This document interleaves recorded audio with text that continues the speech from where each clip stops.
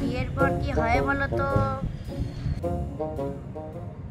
বিয়ের পর প্রলয় আসে।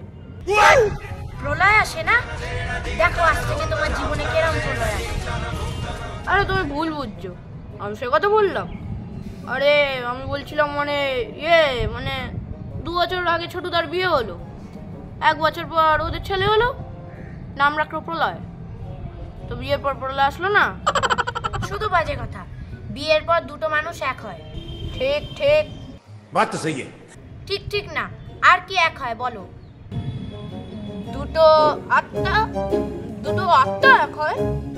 আর দুটো পরিবার, আর গোত্র, আর আর কি? ধ্যাৎ, আমার লজ্জা করছে, আমি বলতে পারবো না। ওরে বাবা রে বাবা রে বাবা। কেন, দুজনের টাকার কথাটা তোমার মাথায় আসছে না?